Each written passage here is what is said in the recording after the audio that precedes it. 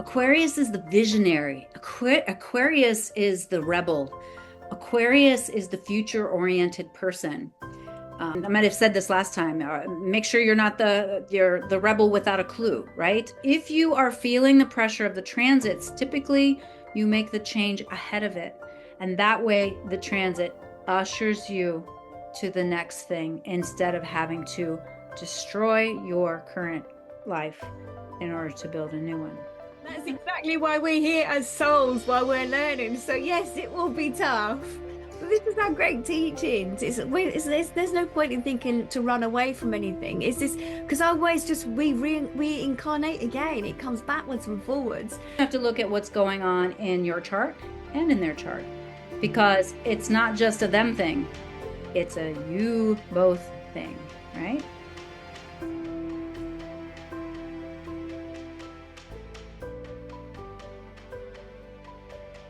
I'd like to say a warm welcome to Jill Loftus, and Jill's based in Portugal, I do believe. And what's the weather like there, Jill, where you are? Um, we get I'm still learning metric, but I'm about 5'4", 5 feet 4 inches, and we get about a Jill of rain every year between October and April. So it's pouring. We get a lot of coastal disturbances. The wind is gusting up into the 50-mile-an-hour winds, and yeah, my curtains are ruffling. I love that. Oh my gosh, I love it. Okay, and the most important thing of all, and the reason why you're here today is to give us a little insight, as we've been talking about the weather, like an energy forecast or an energy sort of let's have a feel into what's going on. As the astrologer, you know a little bit more about that side of things. I don't know anything about astrology at all. So you are our expert today, Jill, and you're going to walk us through this. So I'm going to hand it over to you so you can do your thing if you can. Always an honor to be here. I appreciate you, Anne. Welcome, everybody. Now, it's important to talk about where we are now because we're not quite there. And February is a short but mighty month this year. We are wrapping up many, many planets being in the sign of Aquarius, which means they are encountering Pluto and getting taken into the underworld. That is what has been going on over this past week. We are still in the very thick, difficult stage of that. And this kind of peaks but doesn't end tomorrow, literally. Why? Well, Pluto is the planet of death and regeneration. It's the god of the underworld. And we're still getting like a new sense of what this flavor of Pluto in early Aquarius is. And so it affects the masses on a deep psychological level, and it is meeting the planet Mars tomorrow. Mars is, I always think of it like this. If you stacked up a bunch of dynamite and you didn't light it, it wouldn't be dangerous at all.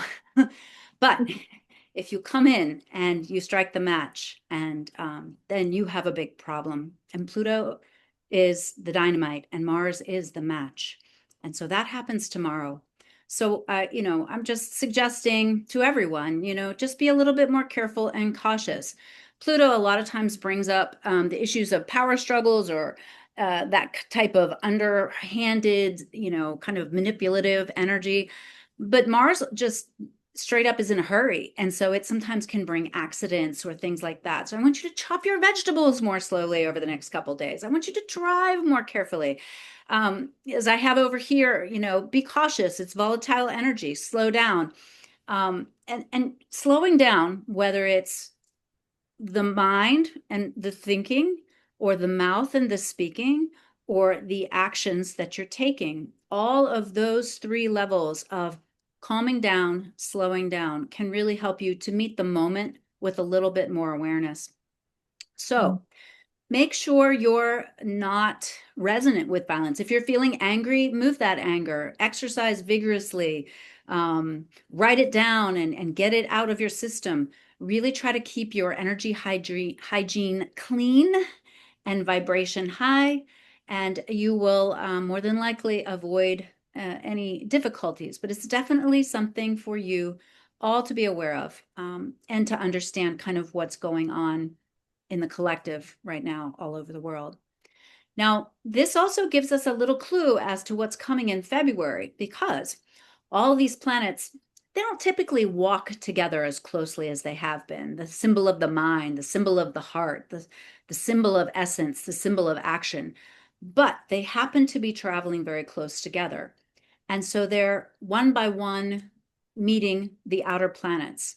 So one by one, they met Pluto, and Mars is last. Well, starting in February, one by one, they will come into a deep, difficult angle with the planet Uranus. And Uranus is the planet of rebellion, of freedom, of the internet and technology on a higher level.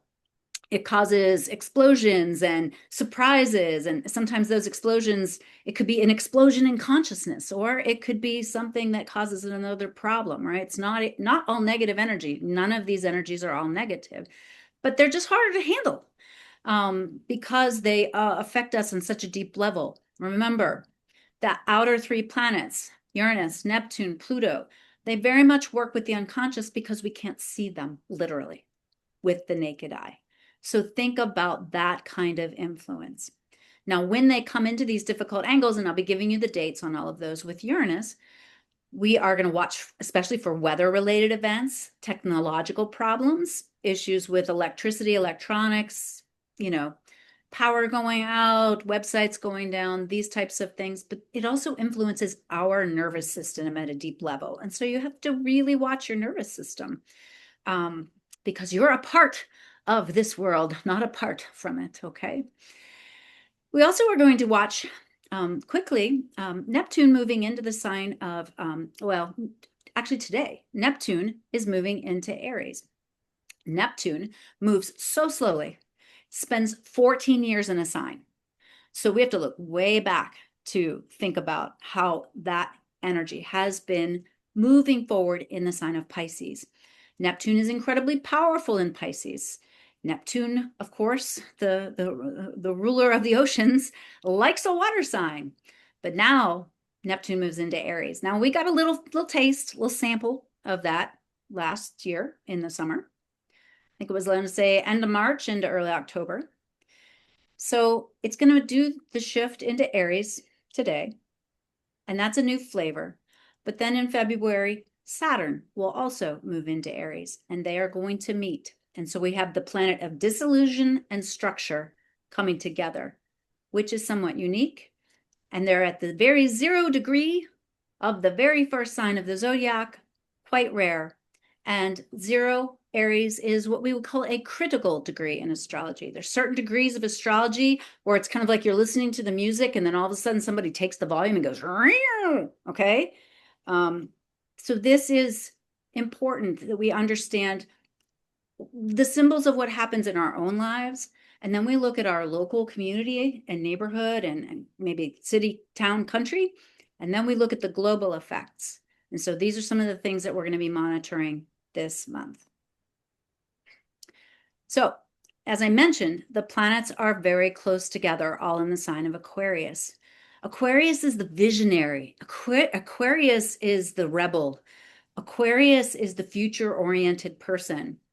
I might have said this last time, make sure you're not the rebel without a clue, right? A rebel with a cause, but not a rebel without a clue.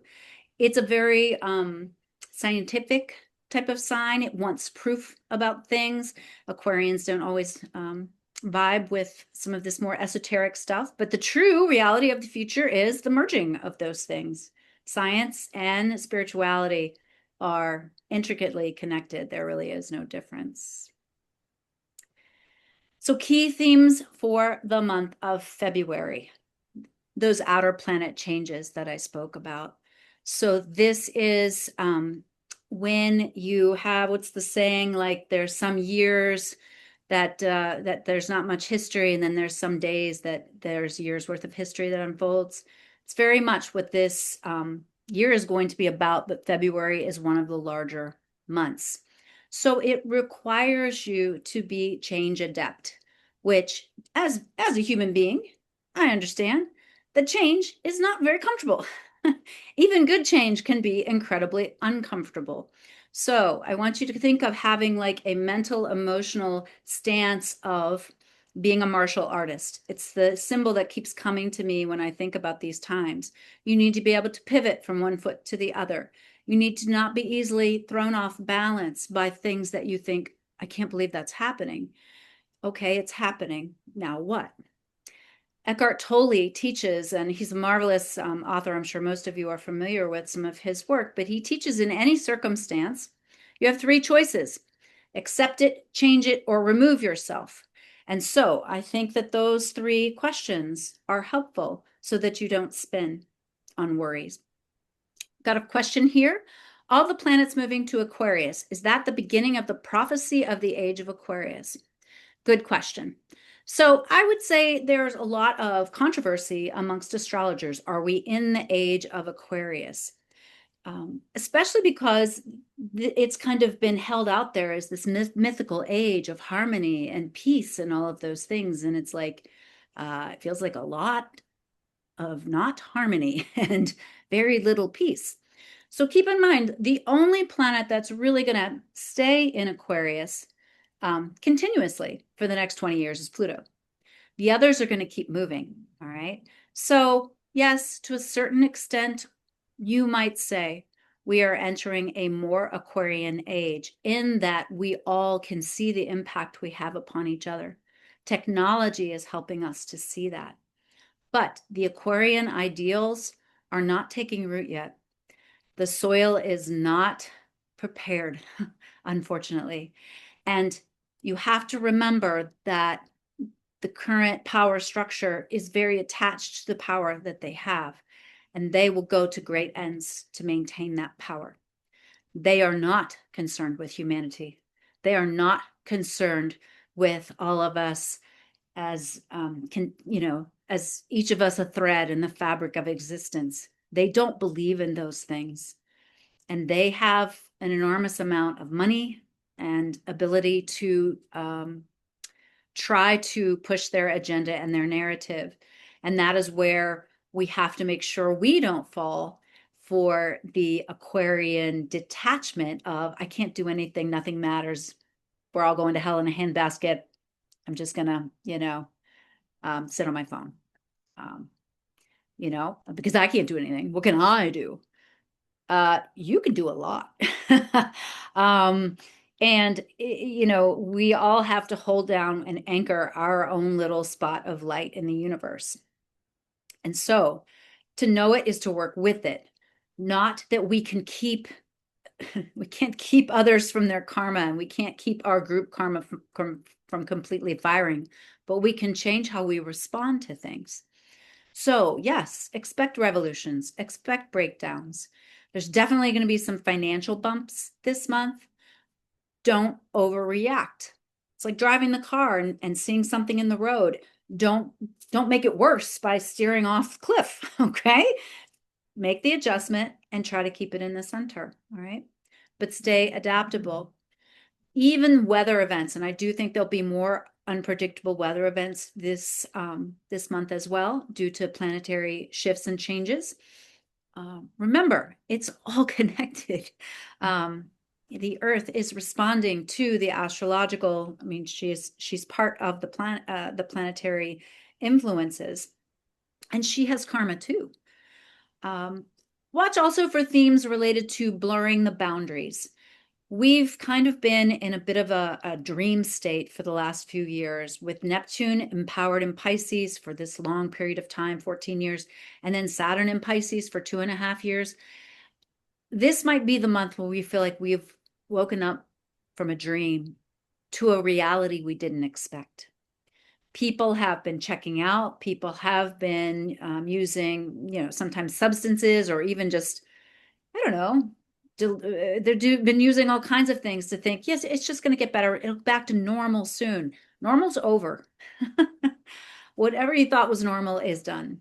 And I see you wanted to say, Yeah, Jill, what's been really coming forward really strongly for me is also about the our dream work that we're doing in our dreams at the moment. You know, where you said about blurred boundaries, it really feels as we're moving forward that I feel that some individuals think, well, it's just my own dream, what I might be having and what's going on. It's not where, we're all connected. You were saying about the weather and you were saying about all the other energies around. But that was one of the biggest things that's been coming through with my team. And they've been saying is that the interactions within your dream world, as in what's happening, it's almost that you're getting the opportunity to play out what if. So, you might end up with people, I don't know, past relationships coming into your mind, and you think it's your mind psychologically processing it.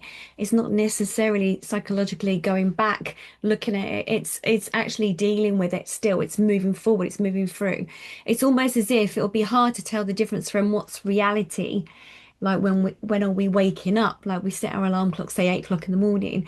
So like, what is the illusion? What is the dream? What is the reality? And that is what they said is going to be unfolding quite a lot over this month coming forward. So I love the fact that you've mentioned that about the blurred boundaries, because that's going to be a big one. And also you were saying about how people might have been getting out of their heads in a way. So that might out of their minds. It might be like they're literally sitting on social media and that takes them out of it. Or it might be like, I don't know, they're using substances. It might not. It might be like they're just putting it down to it, Aquarius energy, whatever. It's not. It's like well, actually it's taking ownership and responsibility of your energy and how you're showing up, and it's having a effect collectively to the world. And I think that's what's gonna, from an energy point of view, not from, from what you're doing, but similar energy sort of, intertwine, that people, it's that wake up what they're going to be seeing on the planet and not standing idly by now. It's like knowing they actually do have a voice. And there's consequences by if they don't do anything and stand back and things that unfold, they're not going to be happy with. But then that's what you deserve if you don't stand up, and say something. So yes, that's what was coming forward. And I was like, okay, I'll say it. Yeah, no, and it's interesting. Astrologically, we classify dreams as in the eighth house as the same area where we contact the universe or the spirit directly. So, dream state is the same as the meditative state, it's the same as the trance state, the intuitive state, any of the clairsentient states. That's all considered eighth house. So, it's direct contact. So, yeah, absolutely. Use your dream state to work on things, sometimes even just waking up in the morning and thinking, making a list of the emotions that you felt. And that helps you realize, oh, I was processing the fear I'm feeling, or, oh, I was feeling this, other thing. Um, yeah. And be sure to engage with your dreams. You can ask for dreams that can help you to make choices or decisions. You can ask for dreams that will help to change your state of mind, your consciousness, because you have to monitor your resonance. If you are sad, scared, overwhelmed, you will draw into your life events that will make you more sad, scared, overwhelmed. If you're feeling empowered, if you feel that the things have meaning and you have meaning and purpose, if you're resonant with that, everything does have meaning and purpose and will help you to know what to do So in it your. sounds like it's a good period of time to get that dream journals out, to start writing, just to connect to it, because a lot of them are astral traveling as well at this moment. And that was the other thing that came in. That astral traveling at the moment is a lot of individuals are moving around, throughout different dimensions and on the planet, of course. But yes, it could be a period of time to get those dream journals, or just note what they're putting down. Yeah, brilliant. Yeah, and we had talked last month about most people who have any type of intuitive gifts are feeling an upgrade. Yeah. Your dreams are being upgraded too, and that's something to be aware of too, even paying attention to the light, the whether you're moving up or down in the dream, whether you're constantly going down the steps or you're going up the steps, that type of symbolism all has a lot of meaning. And yeah, it's just another level of doing the work. You may also find yourself, though, that you need extra sleep, and honor that, respect Mhm. that, rest, rest. It's a marathon, not a sprint. And that, yeah, takes me to the shift from water to fire. Um, you know, Especially if you're a water sign, you may feel a sense of relief to have some of these pressures coming out of your chart. But if you're a fire sign, you might feel things really getting cranked up. if you're an air sign, you might even feel it more because fire and air, as you know, just gets much bigger. And if you're an earth sign, instead, it may feel like you're more at odds with things. So just be aware of those shifts. And be careful with the compassion overwhelm and sensory fatigue, because after all these things take their time through Aquarius, they're all going to move into Pisces. And so all of a sudden, we're going to have a lot of water energy. And this is where they will have come into that conflict with the Uranian energy. And so, you know, everyone says, "Oh, I want to be sensitive. I want to feel the world." No, you don't. It hurts. We have to guard ourselves. We have to, not turn it off and not block it, but manage it. Like Anne always talks about having gatekeepers, but saltwater soaks and all the protective things that you need to do. And then I put here last, when you can't swim, you float.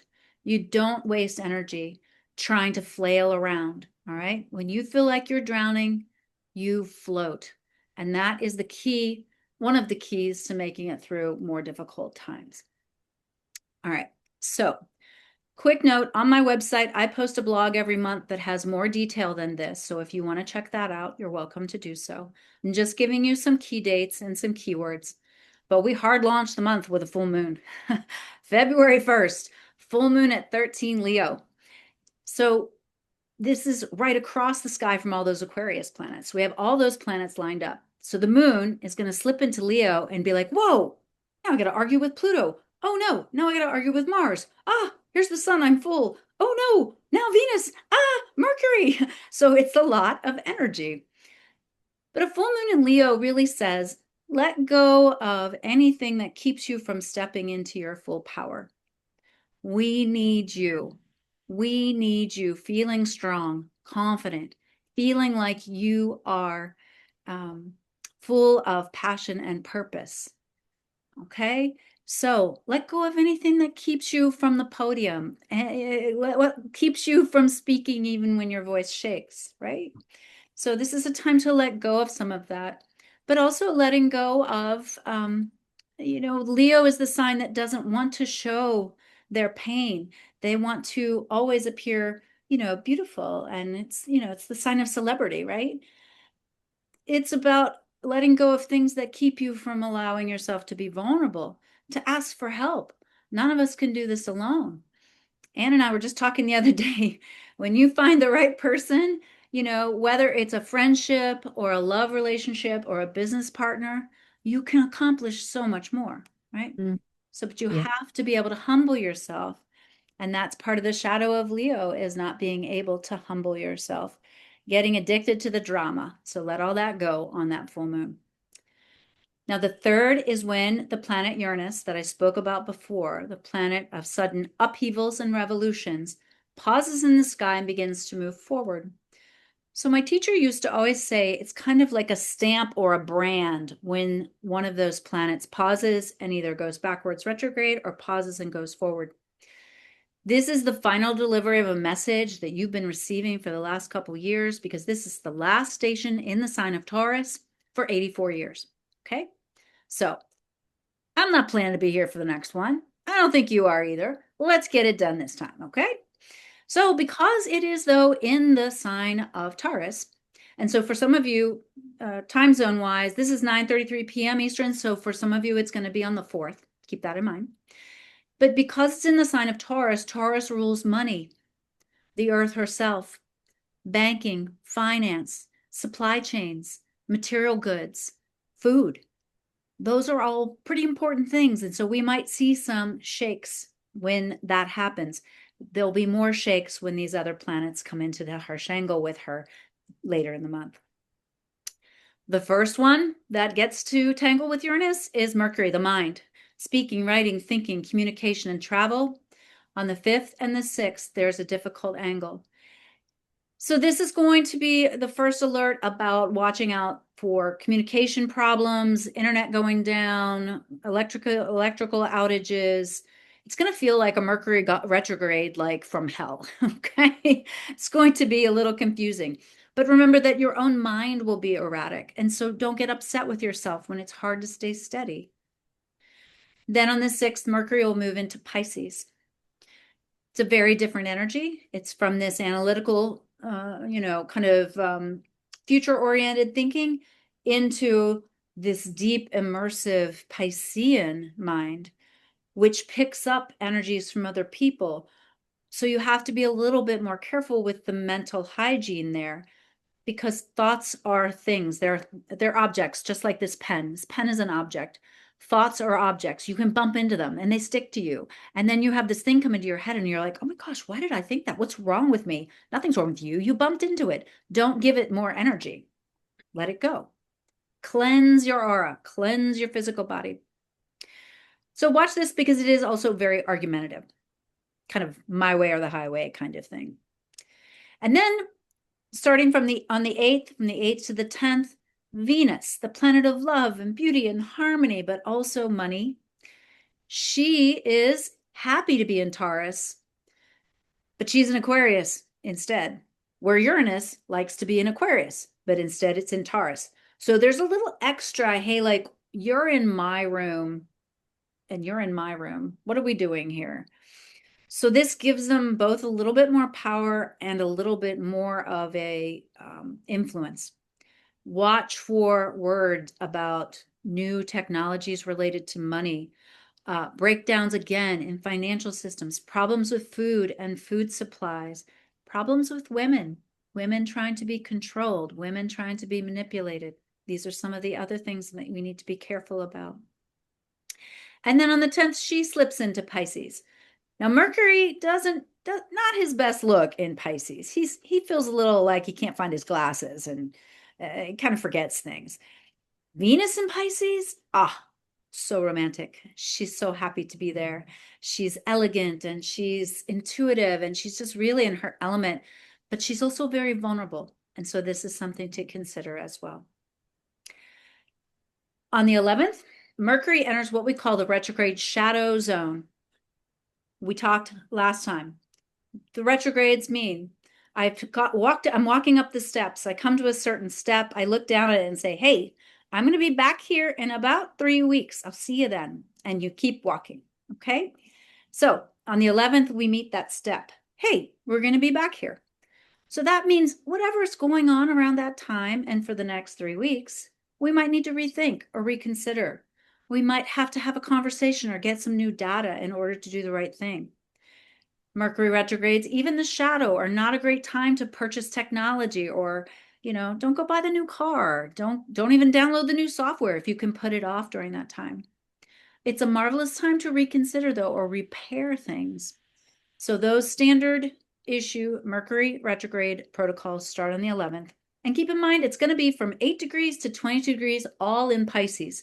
So a lot of the things that are going to be happening over these next couple weeks, they might not stick. Okay. So again, staying adaptable, nimble. Okay. Well, that's a new piece of data. I'll take that. And okay. Well, I hadn't thought about it that way, but let me think about it. So be open to new information coming through and make sure you're journaling for sure. On the 12th, Mercury comes in contact with the north node of the moon, which means it stands across from the south node. The north node is kind of like turning the volume up. Since it's in a water sign, I think of it as kind of like a hose. You go from a small hose to a big hose. All right. So this means the mind is going to be hugely impressionable, but creative, expansive and creative, but very impressionable. So again, the cleansing techniques and things like that are important. It's also a time when you realize that across the sky is the south node in Virgo. So there's going to be this nagging little like, well, why didn't you do this instead? You could have done this better. I don't understand why you didn't make these choices. And that compassionate Mercury and Pisces can just be like, I think I'm just going to go cry. This is too hard. So find a balance between, I feel the compassion of the world, and so what am I going to do about it? What am I going to do about it? I'm not going to sit here and spin, spin, spin, spin, spin. One of my teachers always talked about the chakras, the energy wheels in our body, which correlate to the planets. That's another chat someday. But that they're like water wheels, that you need to keep them moving in harmony to keep the energy moving. And otherwise, some of them are spinning like this and throwing all the energy off, and other ones are going so slow they get dry rot, or, there's no momentum. So that's the way this month should really feel. Feel like you're on that stationary bike and you're like, people might be zooming past you and you're like, that's cool. I'm doing my own pace here. Okay. Very important day, the 13th or 14th, depending on your time zone. And especially we'll watch the 14th because Saturn is a little slow. So sometimes he's not very obvious when he makes big changes, but he is moving into Aries and beginning a new 30-year cycle. Won't be back in Pisces for 30 years. So those of us of a certain age can look back 30 years and say, hey, what was going on? Where did I have to lean in and work really hard? Where did I have to be a little bit more of an adult? Where was it that I needed to be a little bit more enthusiastic about life, a little more go, a little more action oriented, because that will come around again. Yeah. So we're going to look at our personal symbols, and then we're going to look at what's going on right around us. Okay, wow, the energy from the Piscean dream to the warrior of Aries, a Mars ruled sign, is very different. Aries is the energy of children, of immaturity, but it's deeply creative. It's very bold, but it also is argumentative. On the 16th, the sun comes into that same difficult angle with Uranus. So we had the mind do it, we had the heart do it. Now the sun does it. Leos in particular need to be very careful. This can be very erratic for your nervous system. So if you have any major planets placements in Leo, caution flag. But also this is kind of the introduction of erratic energy that could also influence the weather, could also influence electronics, but it will definitely be the people versus the leaders in some way. There's something here about clashes between that Aquarian vision and the reality of the Taurus practicality and the desire for people to maintain power and try to influence groups of people. So again, 16th, 17th, very, very careful. And the 17th, extra careful because it's our solar eclipse. It is not a total, it's an annular, and that just means there's a little peak of the sun sticking out. But there's an eclipse on the 17th. It's at 28 degrees of Aquarius. Uranus is at 27 Taurus. That's almost an exact square. So eclipses are already kind of wobbly, pretty intense, not a time to do big manifestations. Often it doesn't go exactly according to plan because it is so much energy. It is a time that often in historical astrology, people are very careful, especially people in leadership positions. This is the sun being eclipsed, right? Being eliminated, taken out. In the ancient world, in fact, in some societies, they would actually hide the literal king or leader and do a special ritual to appoint someone else as the leader, and then sometimes kill him to make sure that nothing bad happened to the actual leader. So something will start that's new, but it actually will remove something first.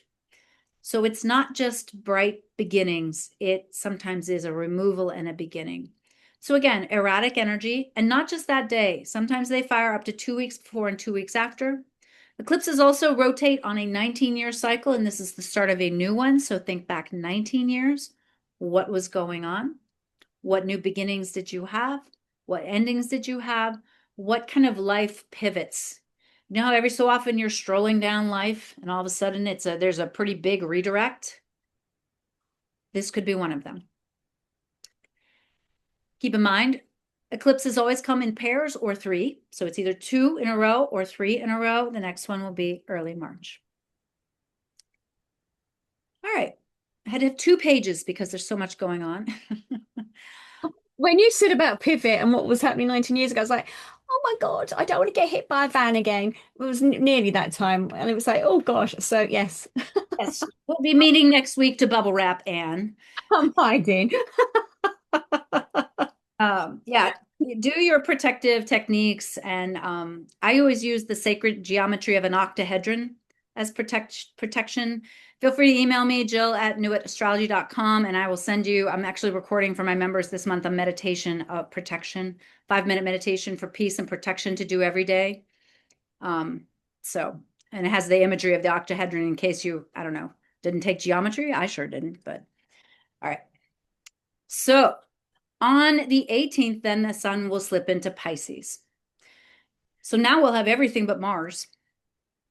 And of course, Jupiter and the other slower moving planets. But the party is now in Pisces. And so that's a lot of intuitive. I mean, really watch for an upgrade in your skills. Lean into the downloads, the creativity. Um, Einstein was a Pisces, you know, like there's a part of genius in that, in the watery depths, right?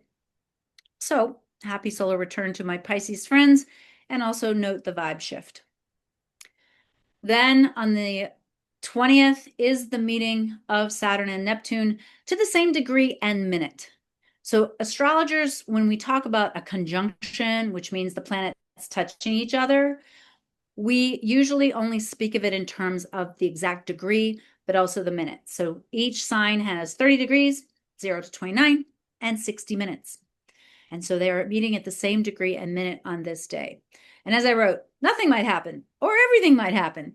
They've been dancing together all last year. So it's not like these are stories or themes or events that are completely left field, but they might be. But this is kind of the delivery of the last message for you about something where you are going to need to dedicate yourself, discipline yourself, put in the effort, the work, the structure in order to achieve something. So just be aware of the symbols, right? What might be a Saturnian symbol? You'll get a promotion from your boss. What might be a Saturnian symbol? You drop a brick on your foot. What were you doing? Um, a Saturnian symbol. There's something going on with the structure of your home. A Saturnian symbol. Um, you you realize that you need to have more discipline in your life. A Neptunian symbol. Um, you get a message, you see a spirit, you see numbers, all these types of things. You talk to somebody and they tell you something that triggers the memory of a dream, right? It's all those blurred boundaries, but co-present with the planet that says, we got to do something with this. Inspiration's not enough. You have to take action. All right. On the 21st, I'm taking note that the moon is void from 6:11 a.m. Eastern until 6:31 p.m. Eastern. That's a long time. It's the only one I'm putting on here. Again, I have a moon void chart on my website that you're welcome to look up. Moon voids are not a time to sign a contract, make a major commitment or decision. It's kind of a floaty time. Adjust that for your time zone, though, and it's a wonderful time for creative work. But especially right on the heels of the Saturn conjunct Neptune, some things might pop off and you think, oh no, oh no. Well, but if it starts during the moon void, it really is not going to have any traction. It's just information and take it as such. All right. On the 22nd, Venus in Pisces will connect beautifully with Jupiter in Cancer. Now, I think you might feel this even from the 20th all the way through maybe the 25th. This is good. This is helpful. This is when the universe says, I know this part's hard, but look, there's some inspiration, there's some guidance, there's opportunities, there's new people. And again, another upgrade in your spiritual gifts and talents if you're listening, if you're attuned. Now, when the two benefics come together harmoniously, we can also take it for granted. We can think, oh, that opportunity, oh, that'd be great. I don't have time for that. Oh, that would be great, but I don't know. I'm not feeling very confident right now. Don't miss out. Okay? When they come together in this harmonious flow, sometimes it can make us lazy. So try not to be letting magical things just dissipate. My astrological caution flag goes up on the 24th. Now, you will note that for January, my astrological caution flag went up on the 18th, and it went up much more on the 24th. It's interesting. Both months are the same. Tomorrow is the Mars-Pluto on the 27th. Mars square Uranus is on the 27th of next month at 27 degrees, which is also kind of interesting. One of you, I'm sure, is a numerology person that could tell us more about what that's about. I know that 2 plus 7 is 9 because that's about all I know about numerology, but 9 is definitely a completion number, I think. And I know that in Hindu thought, it is the number of Mother Durga, the goddess who is created because the gods could not conquer the demon. And so they created a woman who had all their skills and gifts. And she was the one who saved the day. Okay, so the energy of that. But Mars Uranus, definitely, we're going to start watching on the 24th. Okay, just watching the lay of the land. We're going to slow down. Again, we're going to watch out for accidents. When we light our little candles, we're going to make sure they're put out before we go to bed. We're going to do all those extra little things just to keep things kind of calm, and not tap into the anger of the moment, right? On the 26th, Mercury actually pauses in the sky and appears to move backwards. Planets do not go backwards. Beep, beep, beep. They do not. But it appears mathematically, and so it's going to walk all the way back to that step number 8. So it's the official retrograde, but it's definitely a time when you're like, they never responded to my text. I can't believe they're ghosting me. It's like, they never got your text, sweetheart. Relax. It's Mercury retrograde. There's problems. So, follow up, double check, have your backup systems in place. The 27th is that exact Mars square Uranus. Again, volatility, shocking things. Remember, with Uranian energy, it almost has to be unpredictable. Otherwise, it wouldn't be Uranian. It also is there to break you free of limitations. Uranus's goal is to give you ultimate freedom. Ultimate freedom is free will. Transcending your chart, transcending the karma groups, transcending it all, seeing the big picture, understanding how it works. This is the purpose for these things. So notice what happens, but be careful. This is also the same day the sun meets the nodes. So the sun will be meeting the north node. This is huge amplification of sensitivities, a huge amplification of the Piscean ideal, the wanting to dream of a world, how it could be, how it should be, how it will be, maybe. But it will amplify your sensitivities as well. So make sure that you spend some time in meditation. Don't think only, oh, I have to protect myself. Yeah, also, there's this other really great energy here. Tap in, work at your practices like it's important.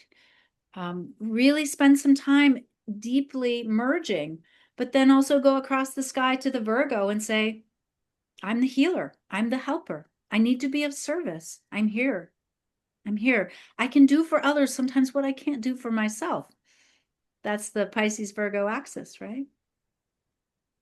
So, still a little careful, cautious on the 28th. It's going to be one of those days where like, whoo, this is short month, thank goodness. And then we have the exact meeting of Mercury and Venus in Pisces on the 28th. So all these things have happened and our mind and our heart merge and we are feeling so inspired to do something. So that will send us off into the next month. Quick comment before we take questions. The very end of the month, we've had Chiron, the planet that shows us where we feel broken or rejected or damaged in some way, because we all do. We all do. Is going to start walking with Ceres, who's the goddess of grain and feeding. So whether it's feeding you nourishment or feeding you information, okay? Sometimes she's also, I think, associated with teachers, which I know some of you are, or maybe all of you are in some ways, right? Our life is really our teaching. Are going to walk closely with Eris, the sister of Mars, the goddess of discord. So it's time to become a healing warrior, is the way I see it. It's especially vibrant in the feminine part of your soul, which just doesn't matter what, meat suit you're wearing. We have both. All right. So that brings up this idea of, you know, if you look up the mythology of Eris, she was powerful, and the planet is considered, if you're an astronomer, the same size as Pluto, same influence as Pluto. She just moves a lot slower. So then, of course, they had to demonize her, as often history does with powerful women.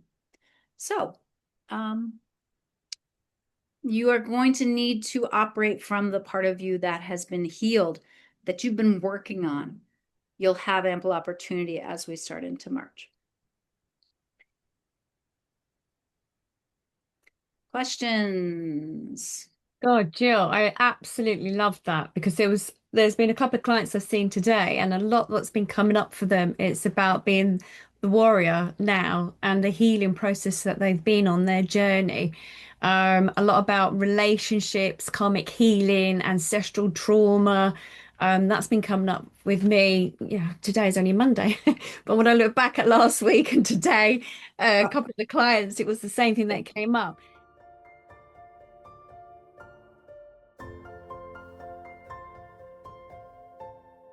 Yeah, I totally agree with what you just said, and that's true.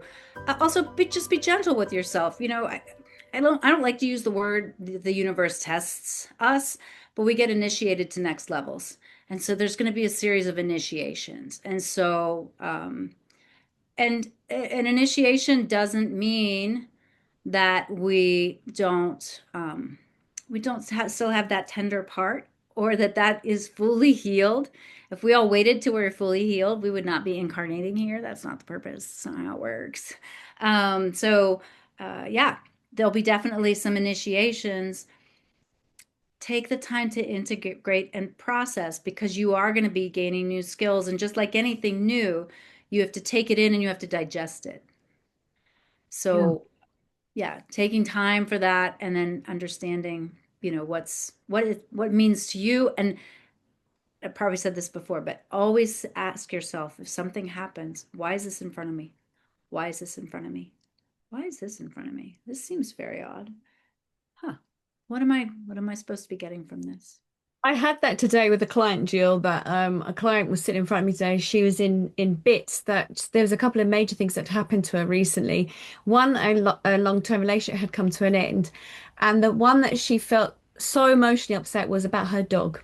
She had rescued a dog, was living in London, and couldn't look after the dog anymore, and she's had to rehome the dog. And she was absolutely in bits. She was crying. And I said to her, what they're saying to me is that you feel absolutely broken right now. And I said, and this is the best place to be. And she asked why. And I said, well, you had a soul contract that you had been drawn up with this dog, also with your ex-partner. I said, but with this dog, and I said, your heart has to feel so broken that in a way it's that rebirthing of yourself. It's like looking at what was this teaching, what was it showing you? So a lot of that's going on right now. I mean, obviously some of the clients that I see, and surely yourself as well, Jill, but it was about feeling so broken. It's about rebuilding, rebirthing, and being really triggered, bringing up those emotions. It is like a teaching. What's this teaching showing me? I hate using lessons because it takes me back to being at school and I've done something wrong. But I always say it's a bit like a teaching. What's in this teaching? What's it showing us right now? And I think from what you have said, Jill, and what I'm picking up from these guys here, February is really going to be that month. So it's quite interesting what's going to happen next. And the energy of Pluto, remember, is Saturn's the earthquake that shakes what you have, and the things that aren't firm fall off. And you think, oh, I thought I had that figured out. Guess not. Um, Pluto just says, this is not working. I'm burning it down. And then you are left standing in that barren black field. And the answer is, okay, time to plant. It's Mm. time to plant. So there's a Death Cab for Cutie song called Beauty in the Breakdown. That's where you need to be, finding the beauty in the breakdown. That's exactly why we're here as souls, while we're learning. So yes, it will be tough. But this is our great teachings. There's no point in thinking to run away from anything. It's this because our ways just we reincarnate again. It comes backwards and forwards. So you have now, Lydia, if you think you have now more information at your fingertips. You've learned so much about yourself. You've been doing some of the classes. There's so much more knowledge this time round. So embrace it. You understand, accept it. We can't change these things, as in what planets are moving in and what's happening and the energy vibes. We've got to learn to work with it. We've got to surf it on the surfboard. That's what we're going to do, surf the energy. Often with these transits, this is why you've been getting a prompting or a feeling or an urge to do something that at the time didn't make a lot of sense. At the time you thought, okay, I feel a little crazy. Or people were saying, you did what? Like me moving to Portugal, or, any number of the things, if you are feeling the pressure of the transits, typically you make the change ahead of it. And that way the transit ushers you to the next thing instead of having to destroy your current life in order to build a new one. So certain things will break down. It's like deciding consciously to rip out the garden and put it in the compost instead of waiting for the freeze. You wait to the freeze, you can feel like you're not a very good gardener, but you're just a fine gardener. It's just the weather, man. Work with the cycle.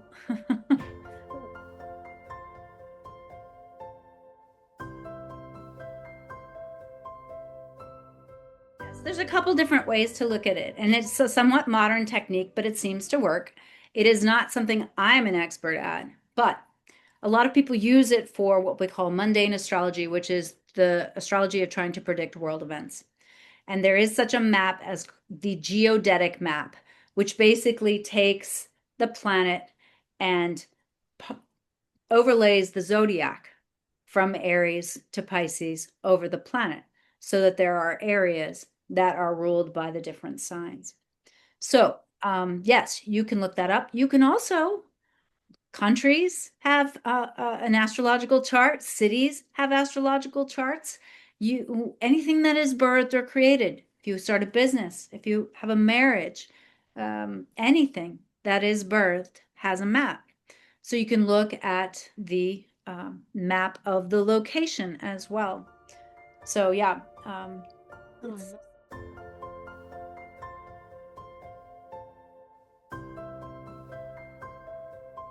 absolutely.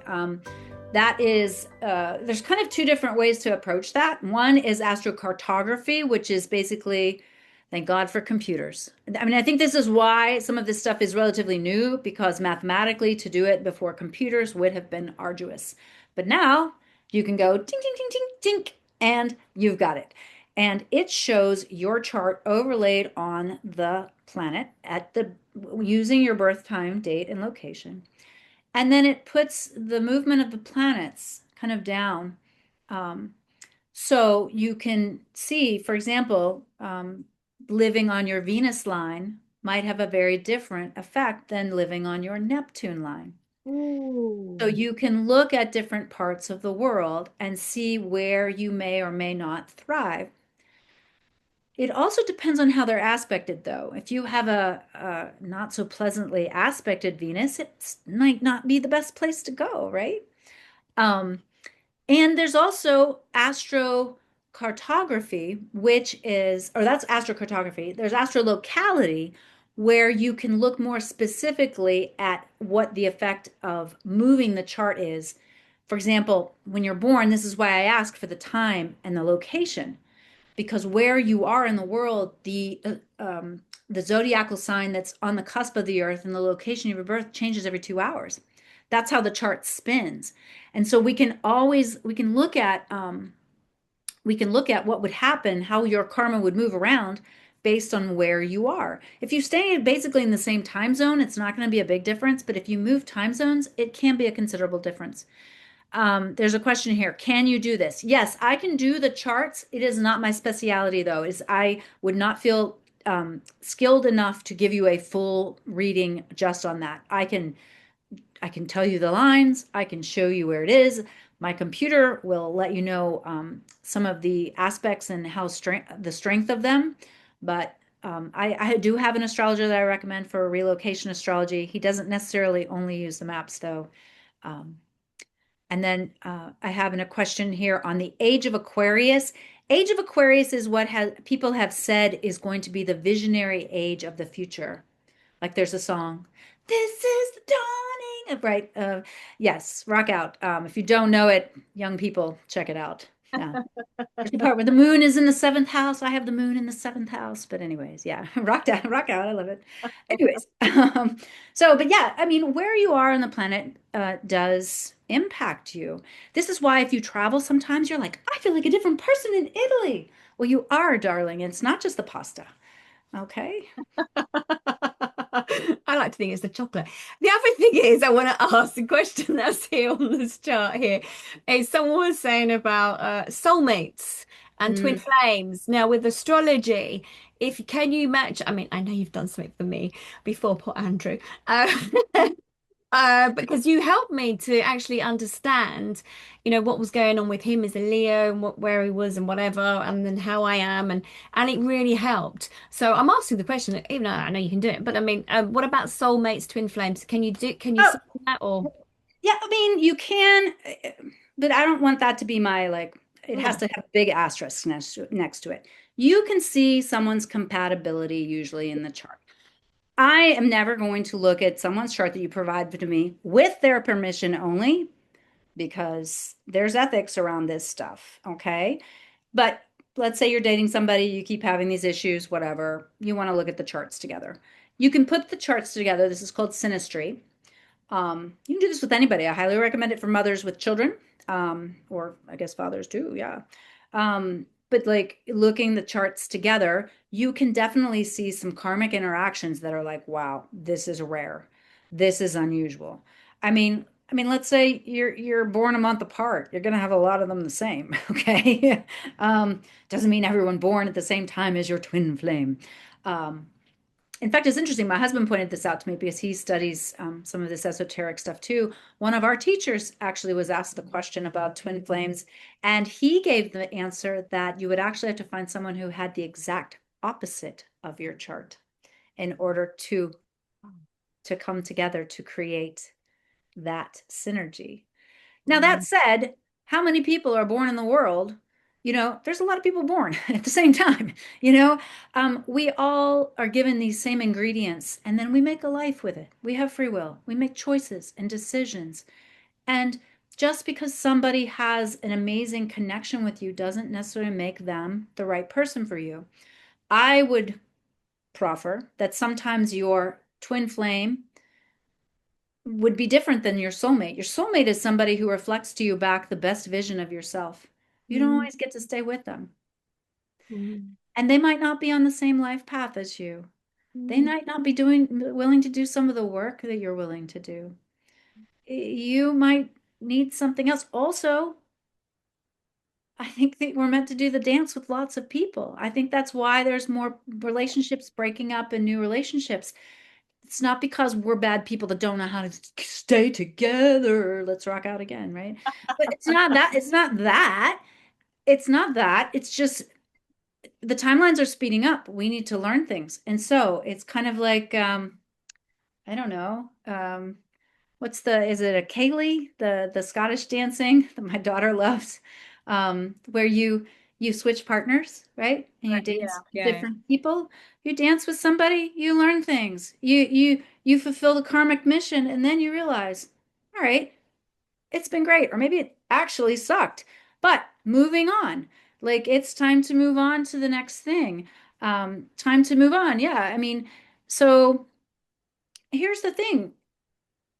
Don't sit and wait for somebody with the perfect astrology. Don't not reply to the person that messages you because you're a Taurus and they're a Aquarius or whatever.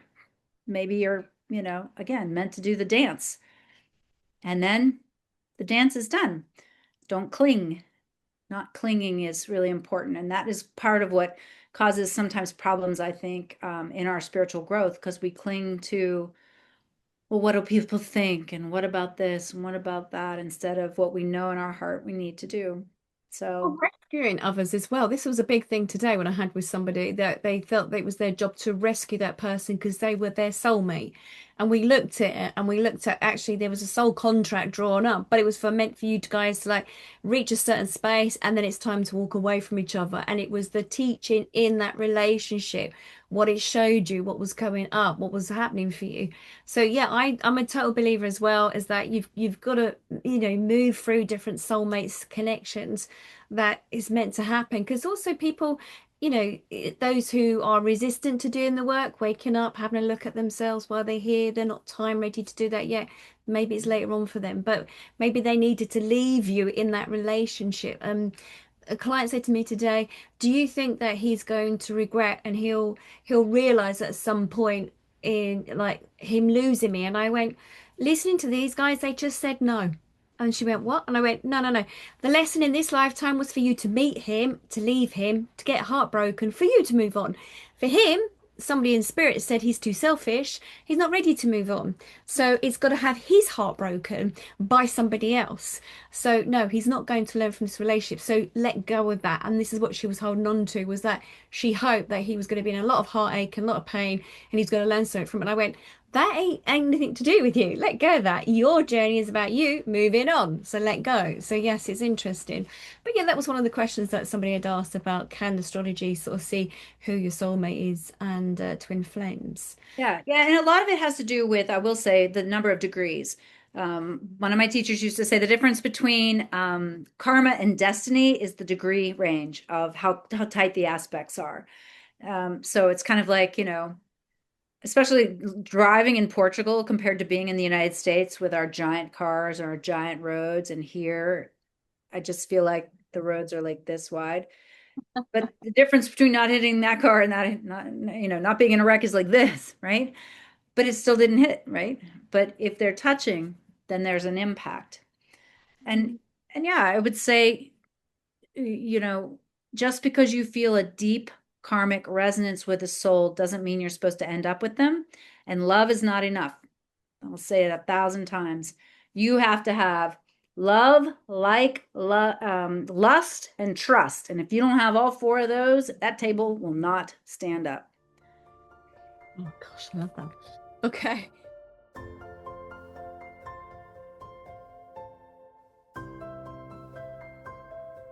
Okay, right. Oh yeah, absolutely. Absolutely. I mean, it shows you the karmic tendencies that you picked up from your family, the ones that are visible to you and the ones that are invisible to you.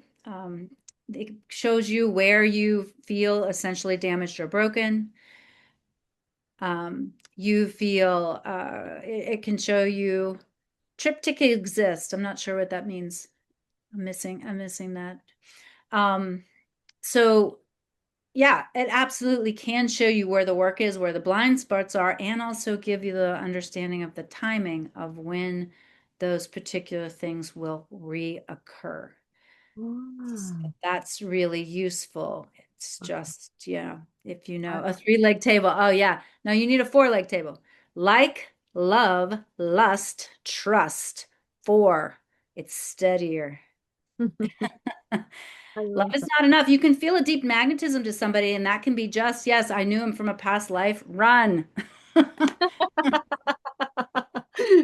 Thank God for amnesia for some reason, for sometimes, but yes, if it is from a past life, I know that myself.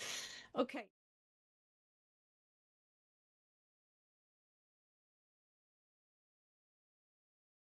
What I would look at is the core relationship and what you are to each other and what the purpose is of, why they chose you, essentially, and why you let them in. Then you have to look at what's going on in your chart and in their chart, because it's not just a them thing, it's a you both thing, right? So perhaps there could be a lot of things going on that might make it possible. It might also show you where you might be helping too much or not helping enough. I mean, that's a balance. I love that because you did that for me as well with my children, and I could see our lessons and why we came into the same soul pod together. So absolutely love that. Thank you, Yeah. Jill. Yeah. Each of your kids, it's like having house plants. And of course, I'm a Taurus, so I make everything about plants. But, I've got a cactus, an orchid, and a philodendron. The cactus only wants attention when they need it, but when they want it, they get really prickly. The orchid needs certain circumstances to thrive, and the philodendron is just water him occasionally. He's Oh God, I would definitely have a cactus around. But anyway, there we are. If anyone is interested in having a session with Jill, bless you, Jill, for coming today. my There is a pleasure. code that you guys can use, and it's 20% off. So if you're hearing this right now, the code is capital A, capital B, 2026, and it's 20% off from Jill Loftus. So wherever you're hearing this right now, you can go straight to Jill and get that, and she will offer you that. And thank you for your services, Jill. Thank you so much for being with us.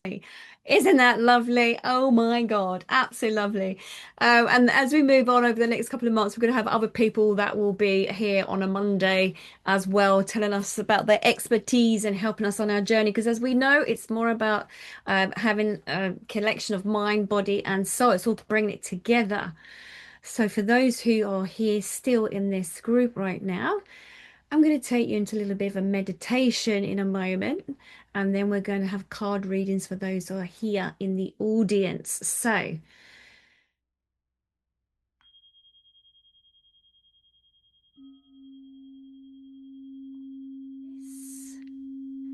I'm just going to take you on a little journey with some of the information, and then I'll bring you back, and then we'll do the cards. Thank you.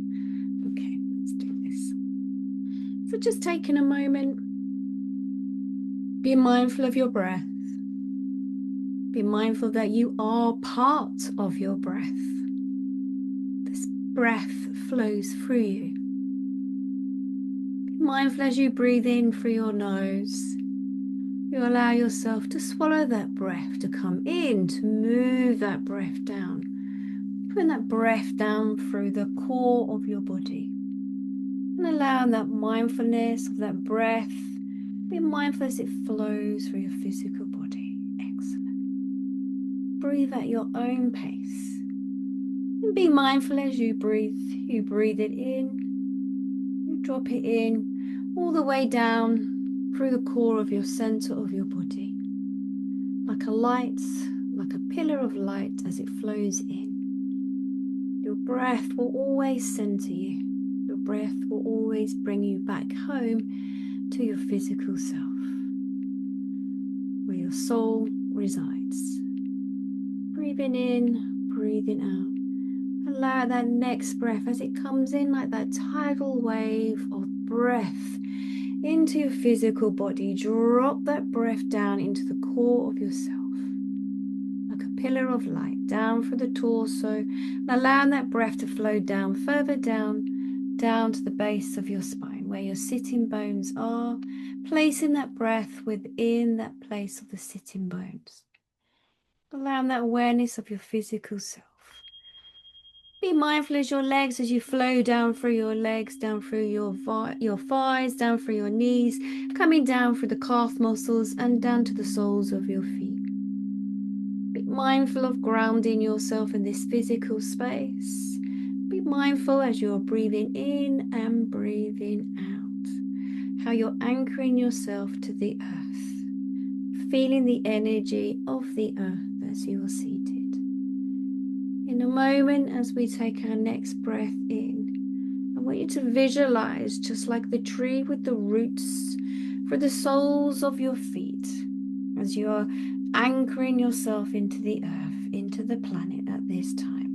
That every breath that you are breathing in and breathing out, you are anchoring your soul self to planet Earth. You are part of the connection within the planet of energy. As you take your next breath in, breathe in. Begin bringing up the energy, drawing the energy up through the soles of your feet. Imagine almost like a magnetic field that you are bringing up through the soles of your feet. Feeling that energy as you imagine that this light tingling sensation of energy as it rushes up through your legs into the base of the spine. As you're there with the energy of this energy within the base of the spine, releasing, letting go, bringing it up, drawing up like a rocket of energy, moving up through your soul self. Every breath that you are breathing in and breathing out, as you breathe in, you're drawing the energy up through your chakra system, flowing up all the way up into your heart center to allow the energy to be still, to place the energy in the heart center. It's almost as if as you breathe in, as you breathe out, that as you breathe out, that you're allowing your heart to fully extend. Feeling the heart center as it extends at the front of the body and behind. Allowing that breath as it flows in and out the physical self. Feeling how that energy gently vibrates and pulsates out into the energy around you. Feeling on the next in-breath as you draw it up, all the way up into the heart center. On that out-breath, you're pushing out through the heart center and allowing yourself to connect. Connecting to the energy frequency that is around you. That you are beginning to extend, feeling that vibrational energy, almost as if, as you breathe out, it's almost as if that your arms are spread out to the side, as if you can feel through the fingertips, as your fingertips are stretched out like wings, out, feel into the energy field around you, almost like a membrane of energy that you are gently tapping into through your fingertips. Almost like a frequency through the ends of your fingertips that you are connecting to the circuitry of the energy fields around you. Be mindful as you are expanding every time that you breathe in and breathe out. You're interweaving your energy. As you breathe in, you're drawing in the energy around you. As you breathe out, this transmission of energy around you, you're beginning to connect more. But those fingertips are stretched out to the side of you like wings, the connection through the membrane from time and space, almost as if your fingertips are connecting to the next rim, next to side of you, all the way out. It's almost as if you're spreading out, further afield, outside the external part of your building. As you are breathing in and as you are breathing out, gently with your next in-breath, you're pushing up the energy of awareness into your throat center and feeling how that voice is becoming more activated. Feeling as if your voice, this is the time to feel that expansion, that your voice is to be heard, that all those lifetimes you've lived before, it's now this time for that jawline to release, to relax, that the voice comes up through the jawline into the ears, the extension of pushing out so that you may hear so much more clearly, almost as if you can hear other dimensions and other beings and other spirits and loved ones hearing their voices communicating, feeling as if you are connecting with one. As you're there with that energy stream around you, whirling around your head, the expansion of your ears, it's almost as if you draw in your next in-breath. You bring up the energy up now into your third eye on your forehead, between your eyebrows. And as you breathe out, it's almost as if it's pushing out into the universal fields around you. You're beginning to see so much more clearly, a clear vision of reality and allowing the illusions to mist away. As you are connecting to the energy stream as you breathe in, as you breathe out, you're allowing yourself to feel the energy of that gentle pulsation of energy flowing through your physical body. As you push it in with your in-breath, as you push out with your breath, you're sending it up, out through your head. Now your crown chakra is becoming more and more activated. As your energy is becoming more expansive, becoming more aware that you're feeling more sensations and hearing more than you need to hear right now. You're becoming aware that as you are stretching out into the universe, that you're picking up more information like a transmission or a transmitter more than ever before. This guidance, this sat nav that you are tuning into now, that you can tune in and you can tune out at any particular time. This expansion of yourself, almost as if you are floating away, as if that you're climbing above the rooftops and in through the stars, moving around to many galaxies of time and space, as if there's many portals and doorways of information that's just there for you. And knowing that you are the key, that whatever it is that you are consciously becoming aware of, that you can unlock the information that you need at any given time.